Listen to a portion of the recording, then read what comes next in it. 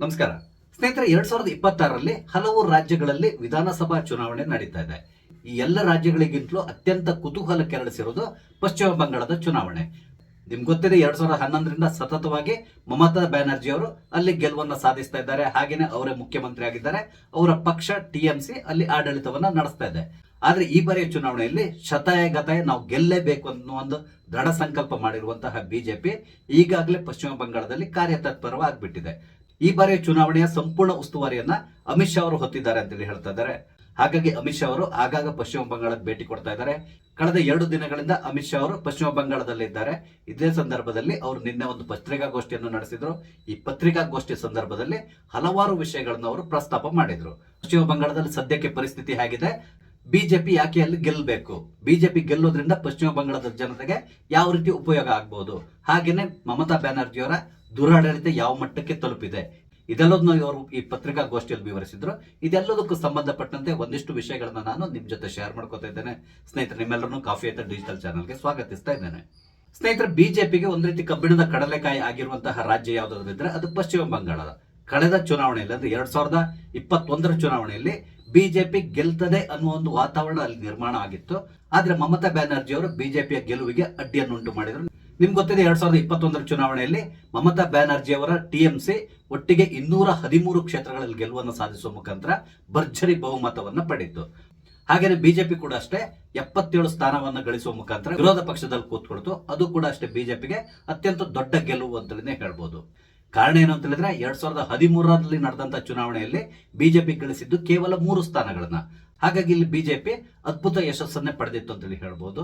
ಹಾಗಾಗಿ ಬಿಜೆಪಿಗೆ ಅಲ್ಲಿ ಸ್ವಲ್ಪ ಗಟ್ಟಿಯಾಗಿ ತಳ ಊರ್ಲಿಕ್ಕೆ ಸಾಧ್ಯ ಆಯ್ತು. ಅದರ ಪರಿಣಾಮ ಮುಂದಿನ ವರ್ಷ ನಡೆಯುವಂತ ಚುನಾವಣೆಯಲ್ಲಿ ತಾವು ಅಧಿಕಾರವನ್ನ ಹಿಡಿಬಹುದು ಅನ್ನೋ ಮಟ್ಟಿಗೆ ಬಿಜೆಪಿ ಆತ್ಮವಿಶ್ವಾಸವನ್ನ ವೃದ್ಧಿಸಿಕೊಂಡಿದೆ. ಈಗಾಗಲೇ ಬಿಜೆಪಿ ಮತ್ತು ಟಿಎಂಸಿ ಚುನಾವಣಾ ಪ್ರಚಾರ ಕಾರ್ಯದಲ್ಲಿ ತೊಡಕೊಂಡಿದೆ ಅಂತಲೇ ಹೇಳ್ಬೋದು. ನಿಮ್ಗೆ ಗೊತ್ತಿದೆ, ಅಲ್ಲಿ SIR ಪ್ರಕ್ರಿಯೆ ಕೂಡ ನಡೀತಾ ಇದೆ.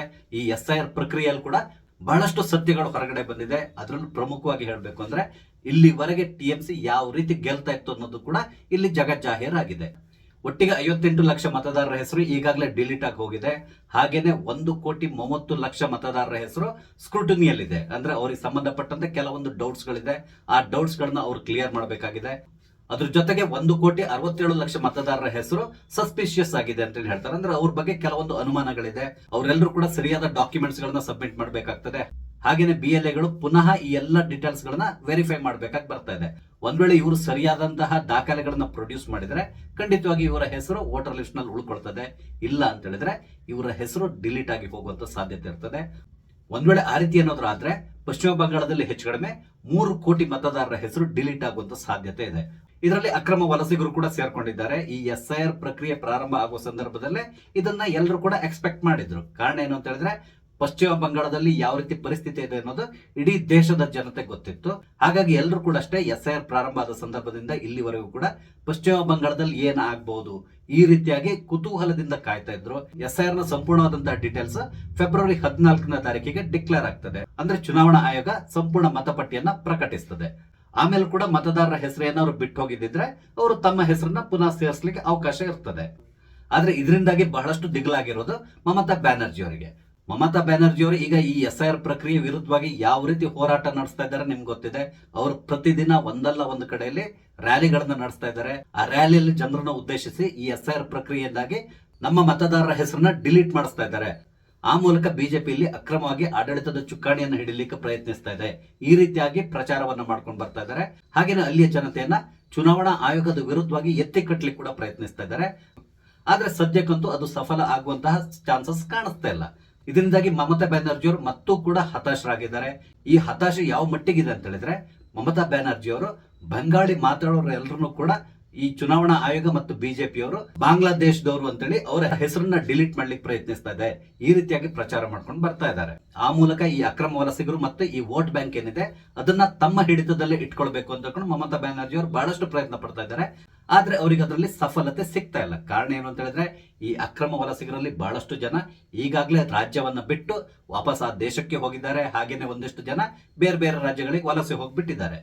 ಈಗ ಪುನಃ ಅಮಿತ್ ಶಾ ಅವರ ಪತ್ರಿಕಾಗೋಷ್ಠಿ ವಿಷಯಕ್ಕೆ ಬರೋದಾದ್ರೆ, ಮಮತಾ ಬ್ಯಾನರ್ಜಿ ಅವರು ಯಾವ ರೀತಿಯಾಗಿ ಪಶ್ಚಿಮ ಬಂಗಾಳದಲ್ಲಿ ಡೆಮೋಗ್ರಫಿಯನ್ನು ಚೇಂಜ್ ಮಾಡ್ಲಿಕ್ಕೆ ಹೊರಟಿದ್ದಾರೆ, ಹಾಗೇನೆ ಬಾಂಗ್ಲಾದೇಶದಿಂದ ಈ ಅಕ್ರಮ ವಲಸಿಗರನ್ನ ಯಾವ ರೀತಿಯಾಗಿ ರಾಜ್ಯದೊಳಗಡೆ ಬಿಟ್ಕೊಂಡು ಅವ್ರಿಗೆ ಬೇಕಾದಂತ ಎಲ್ಲ ಸವಲತ್ತನ್ನು ಕೊಟ್ಟು ಅವರಿಗೆ ವೋಟರ್ ಐಡಿಯನ್ನು ಕೊಟ್ಟು ಅವ್ರನ್ನ ತಮ್ಮ ಮತ ಬ್ಯಾಂಕ್ ಆಗಿ ಪ್ರೊಟೆಕ್ಟ್ ಮಾಡ್ಕೊಂಡು ಹೋಗ್ತಾ ಇದ್ದಾರೆ. ಇದಕ್ಕೆ ಸಂಬಂಧಪಟ್ಟಂತೆ ಒಂದಿಷ್ಟು ಡೀಟೇಲ್ಸ್ ಗಳನ್ನ ಹೇಳಿದ್ದಾರೆ. ಹಾಗೇನೆ ಅಮಿತ್ ಶಾ ಅವರು ಇಲ್ಲಿ ಕೆಲವರು ಎತ್ತುತ್ತಾ ಇರುವಂತಹ ಪ್ರಶ್ನೆಗೆ ಕೂಡ ಉತ್ತರವನ್ನು ಕೊಟ್ಟಿದ್ದಾರೆ. ನಾನು ಕೂಡ ಗಮನಿಸ್ತಾ ಇದ್ದೇನೆ. ನಾನು ಈ ಇನ್ಫಿಲ್ಟ್ರೇಟರ್ಸ್ ಅಂದ್ರೆ ಅಕ್ರಮ ವಲಸಿಗರ ಬಗ್ಗೆ ಏನಾದ್ರು ವಿಡಿಯೋ ಮಾಡಿದಾಗ ಕೆಲವರಾದ್ರೂ ಒಂದು ಕಮೆಂಟ್ ಹಾಕ್ತಾರೆ, ಇಲ್ಲಿವರೆಗೆ ಕೇಂದ್ರ ಸರ್ಕಾರ ಏನ್ ಮಾಡ್ತಾ ಇತ್ತು, 11 ವರ್ಷದಿಂದ ಮೋದಿ ಸರ್ಕಾರ ಇದೆ, ಮೋದಿ ಸರ್ಕಾರ ಯಾಕೆ ಇದನ್ನ ತಡಿಲಿಲ್ಲ, ಈ ರೀತಿಯಾಗಿ ಮಾತಾಡ್ತಾರೆ. ಅಂದ್ರೆ ಇವ್ರು ಹೇಳೋ ರೀತಿ ಹೇಗಿದೆ ಅಂತ ಹೇಳಿದ್ರೆ, ಇವರೆಲ್ಲರೂ ಕೂಡ ಕೇವಲ ಈ 11 ವರ್ಷಗಳಲ್ಲಿ ದೇಶದ ಒಳಗಡೆ ನುಗ್ಗಿದ್ದಾರೆ ಅನ್ನೋ ರೀತಿಯಲ್ಲಿ ಮಾತಾಡ್ತಾರೆ. ಆದ್ರೆ ಅದಕ್ಕಿಂತಲೂ ಹಿಂದೆ ಇದ್ದಂತಹ ಸರ್ಕಾರಗಳು ಏನ್ ಮಾಡಿದೆ ಅದನ್ನ ಪ್ರಶ್ನೆ ಮಾಡಲ್ಲ. ಇದು ಈಗ ಪ್ರಾರಂಭ ಆಗಿರುವಂತಹ ಸಮಸ್ಯೆ ಅಲ್ಲ, ಇದು 1947 ಕೂಡ ಇರುವಂತಹ ಸಮಸ್ಯೆ. ಅದನ್ನ ಕೆಲವರು ಬೇಕಂತಲೇ ಮರೆಮಾಚಿ ಈ ಎಲ್ಲ ಸಮಸ್ಯೆಗೆ ಮೋದಿ ಸರ್ಕಾರವೇ ಕಾರಣ, ಈ ಇನ್ಫಿಲ್ಟ್ರೇಟರ್ ನ ಒಳಗಡೆ ಬಿಡ್ತಾ ಇರೋದೇ ಮೋದಿ ಸರ್ಕಾರ, ಈ ರೀತಿಯಾಗಿ ಮಾತಾಡ್ತಾರೆ. ಹಾಗೇನೆ ಬಾರ್ಡರ್ ಸೆಕ್ಯೂರಿಟಿ ಫೋರ್ಸ್ ನವರು ಏನ್ ಮಾಡ್ತಾ ಇದ್ದಾರೆ, ಕಡ್ಲೆಕಾಯಿ ತಿಂತಾ ಇದ್ದಾರಾ, ಈ ರೀತಿಯಾಗಿ ಕೂಡ ಪ್ರಶ್ನೆ ಮಾಡ್ತಾ ಇದ್ದಾರೆ. ಆದ್ರೆ ಇಲ್ಲಿರುವಂತ ಸಮಸ್ಯೆ ಏನು ಅಂತ ಹೇಳಿದ್ರೆ, ಬಾರ್ಡರ್ ನ ಸಂಪೂರ್ಣವಾಗಿ ಕ್ಲೋಸ್ ಮಾಡ್ಬೇಕಾಗಿ ಬರ್ತದೆ. ಅದಕ್ಕೆ ಪಶ್ಚಿಮ ಬಂಗಾಳದ ಸರ್ಕಾರ ಕೂಡ ಸಹಕಾರ ಕೊಡಬೇಕಾಗ್ತದೆ. ಆದ್ರೆ ಅಲ್ಲಿರೋದು TMC ಸರ್ಕಾರ, ಅಂದ್ರೆ ಮಮತಾ ಬ್ಯಾನರ್ಜಿಯವರ ಸರ್ಕಾರ. ಮಮತಾ ಬ್ಯಾನರ್ಜಿಯವರ ಮೆಂಟಾಲಿಟಿ ಹೇಗೆ ನಿಮ್ಗೆ ಗೊತ್ತಿದೆ, ಅದ್ರ ಬಗ್ಗೆ ಪುನಃ ಪುನಃ ಹೇಳಬೇಕಾದಂತ ಅವಶ್ಯಕತೆ ಇಲ್ಲ. ಅವರಿಗೆ ಈ ಅಕ್ರಮ ವಲಸಿಗರೇ ಬಹುದೊಡ್ಡದಂತ ವೋಟ್ ಬ್ಯಾಂಕ್. ಹಾಗಾಗಿ ರೋಹಿಂಗ್ಯಾಗಳಿರ್ಬಹುದು ಅಥವಾ ಬಾಂಗ್ಲಾದೇಶಿಯರಿರ್ಬಹುದು, ಅವರೆಲ್ಲರನ್ನು ಕೂಡ ಇವರು ಒಳಗಡೆ ಬಿಟ್ಕೊಳ್ತಾರೆ.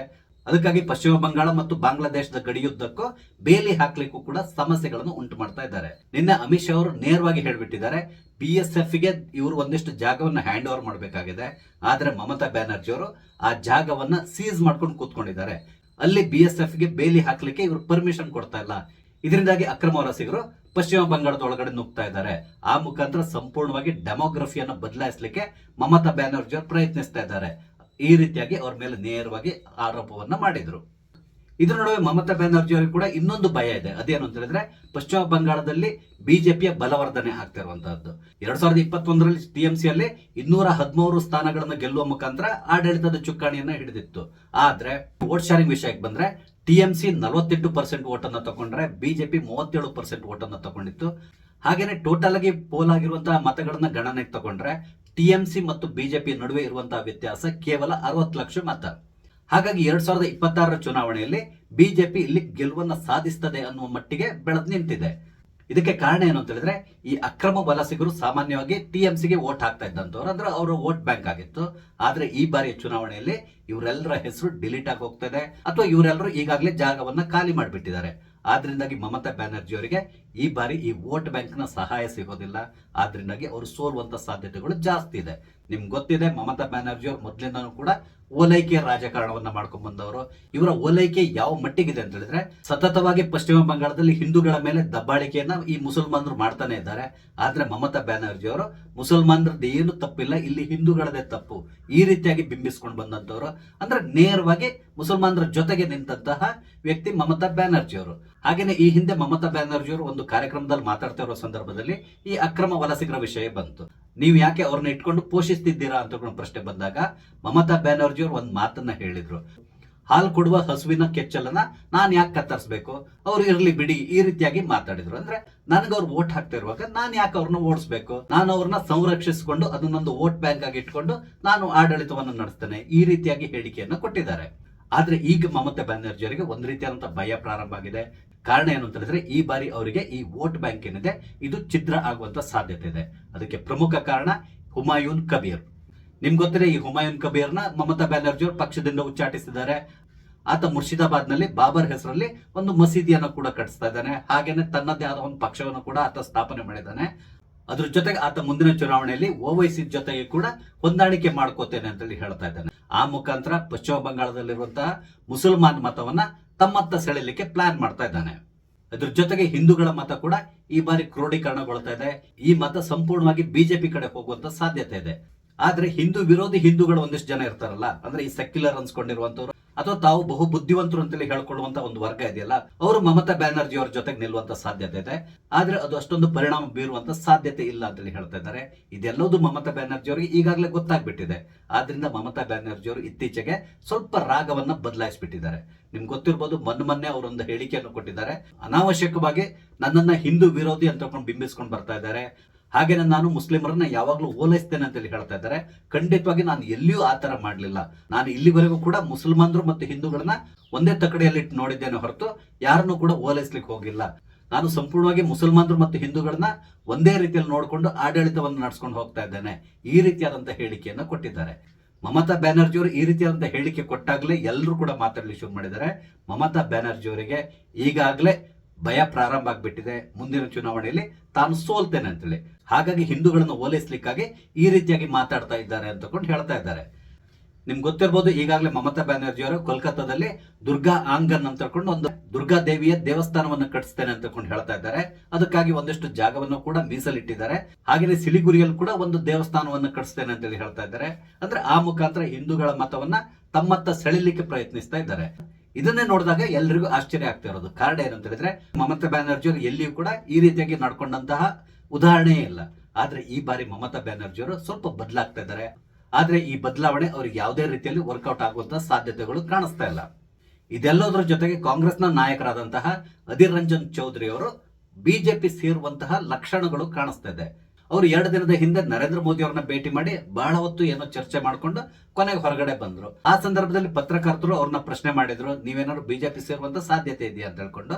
ಅದಕ್ಕೆ ಅವರು ಇಲ್ಲ ಆ ತರ ಏನು ಇಲ್ಲ, ನಾನು ಕೇವಲ ನನ್ನ ಕ್ಷೇತ್ರಕ್ಕೆ ಸಂಬಂಧಪಟ್ಟಂತೆ ಕೆಲವೊಂದು ವಿಷಯಗಳ ಬಗ್ಗೆ ಮಾತಾಡಬೇಕಿತ್ತು, ಹಾಗಾಗಿ ಭೇಟಿ ಮಾಡಿದ್ದೇನೆ ಅಂತೇಳಿ ಹೇಳಿದ್ದಾರೆ.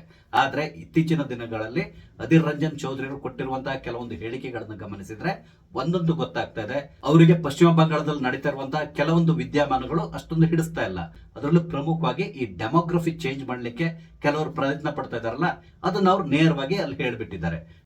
ಅಧೀರ್ ರಂಜನ್ ಚೌಧರಿ ಅವರು 1-2 ತಿಂಗಳ ಹಿಂದೆ ಒಂದು ಹೇಳಿಕೆಯನ್ನು ಕೊಟ್ಟಿದ್ದಾರೆ. ಆದಷ್ಟು ಬೇಗ ಭಾರತ ಸರ್ಕಾರ ಎಚ್ಚೆತ್ತುಕೊಳ್ಬೇಕು, ಇಲ್ಲದಿದ್ರೆ ಬಾಂಗ್ಲಾದೇಶದೊಂದಿಗೆ ಗಡಿಯನ್ನು ಹಂಚಿಕೊಂಡಿರುವಂತಹ ಪಶ್ಚಿಮ ಬಂಗಾಳದ ಕೆಲವೊಂದು ಜಿಲ್ಲೆಗಳಲ್ಲಿ ಡೆಮೋಗ್ರಫಿ ಬದಲಾಗುವಂತ ಸಾಧ್ಯತೆ ಇದೆ.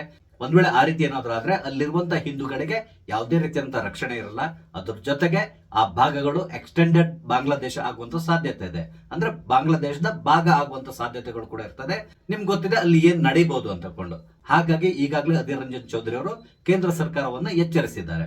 ಅದ್ರ ಜೊತೆಗೆ ಅಧೀರ್ ರಂಜನ್ ಚೌಧರಿ ಅವರು ಇತ್ತೀಚಿನ ದಿನಗಳಲ್ಲಿ ಕಾಂಗ್ರೆಸ್ ಪಕ್ಷದಿಂದ ಸ್ವಲ್ಪ ಡಿಸ್ಟೆನ್ಸ್ ಅನ್ನ ಮೇಂಟೈನ್ ಮಾಡ್ಕೊಂಡು ಬರ್ತಾ ಇದ್ದಾರೆ. ಇದೆಲ್ಲದನ್ನು ನೋಡಿದಾಗ ಗೊತ್ತಾಗ್ತಾ ಇರೋದು ಏನು ಅಂತ ಹೇಳಿದ್ರೆ, ಅಧೀರ್ ರಂಜನ್ ಚೌಧರಿ ಅವರು ನಿಧಾನವಾಗಿ ಬಿಜೆಪಿ ಕಡೆ ಹೋಗುವಂತ ಸಾಧ್ಯತೆಗಳು ಕಾಣಿಸ್ತಾ ಇದೆ. ಅವರು 1999ರಿಂದ ಸತತವಾಗಿ ಬಹರಾನ್ಪುರದಿಂದ ಗೆದ್ದು ಬರ್ತಾ ಇದ್ದವರು. ಆದ್ರೆ 2024ರ ಚುನಾವಣೆಯಲ್ಲಿ ಇವರನ್ನ ತೃಣಮೂಲ ಕಾಂಗ್ರೆಸ್ನ ಮಾಜಿ ಕ್ರಿಕೆಟಿಗ ಯೂಸುಫ್ ಪಠಾಣ್ ಸೋಲಿಸಿದ್ರು. ಈ ಯೂಸುಫ್ ಪಠಾಣ್ ದೇಶಕ್ಕೆ ಆಡ್ತಾ ಇರೋ ಸಂದರ್ಭದಲ್ಲಿ ನಾವೆಲ್ಲರೂ ಹೆಮ್ಮೆಯಿಂದ ಈತನ ಆಟವನ್ನು ಹೊಗಳ್ತಾ ಇದ್ವಿ. ಆದ್ರೆ ಮುರ್ಷಿದಾಬಾದ್ ನಲ್ಲಿ ಗಲಭೆ ನಡೆದ ಸಂದರ್ಭದಲ್ಲಿ ಈತ ಮಾಡಿರುವಂತ ಟ್ವೀಟ್ ಅನ್ನು ಓದಿದಾಗ ಕ್ಲಿಯರ್ ಆಗಿ ಗೊತ್ತಾಗ್ತಾ ಇರೋದೇನಂದ್ರೆ, ಈತ ಕೂಡ ಅವರು ಮತಾಂಧ ಅಂತ ಹೇಳ್ಕೊಂಡು ಆ ರೀತಿಯಾಗಿ ಟ್ವೀಟ್ ಅನ್ನ ಮಾಡಿದ್ದಾರೆ. ನೀವು ಬೇಕಿದ್ರೆ ಹುಡುಕಿ ನೋಡಿ ಆ ಟ್ವೀಟ್ ನಲ್ಲಿ ಆತ ಏನ್ ಬರ್ಕೊಂಡಿದ್ದಾನೆ ಅಂತ ಹೇಳ್ಕೊಂಡು. ಅದನ್ನ ನಾನು ಇಲ್ಲಿ ಹೇಳಲಿಕ್ಕೆ ಹೋಗಲ್ಲ. ಒಟ್ಟಾರೆಯಾಗಿ ಹೇಳಬೇಕು ಅಂತ ಹೇಳಿದ್ರೆ, 2026ರಲ್ಲಿ ನಡೆಯುವಂತಹ ಚುನಾವಣೆಯಲ್ಲಿ ಪಶ್ಚಿಮ ಬಂಗಾಳದ ಆಡಳಿತದ ಚುಕ್ಕಾಣಿ ಬಿಜೆಪಿ ಹಿಡಿಯುವಂತ ಸಾಧ್ಯತೆಗಳು ನಿಚ್ಚಳವಾಗ್ತಾ ಇದೆ. ಈಗಾಗಲೇ ಅದರ ಲಕ್ಷಣಗಳು ಕೂಡ ಕಾಣಿಸ್ಕೊಳ್ಳಿ ಶುರುವಾಗಿದೆ. ಹಾಗೇನೆ ಮಮತಾ ಬ್ಯಾನರ್ಜಿ ಅವರ ದುರಾಡಳಿತ ಕೂಡ ಕೊನೆ ಆಗುವಂತ ಸಾಧ್ಯತೆ ಇದೆ. ನೋಡೋಣ ಮುಂದೆ ಏನೆಲ್ಲ ಆಗ್ತದೆ ಅಂತೇಳಿ. ಸ್ನೇಹಿತರೆ, ನಿಮ್ಗೆ ಅನಿಸ್ತದೆ 2026ರ ಚುನಾವಣೆಯಲ್ಲಿ ಪಶ್ಚಿಮ ಬಂಗಾಳವನ್ನ ಬಿಜೆಪಿ ವಶಪಡಿಸ್ಕೊಳ್ತದ ಅಥವಾ ಟಿಎಂಸಿ ತನ್ನ ಕೈಲಿ ಉಳಿಸ್ಕೊಳ್ತದ? ನಿಮ್ಮ ಅಭಿಪ್ರಾಯಗಳನ್ನ ದಯವಿಟ್ಟು ಕಮೆಂಟ್ ಮುಖಾಂತರ ತಿಳಿಸಿ.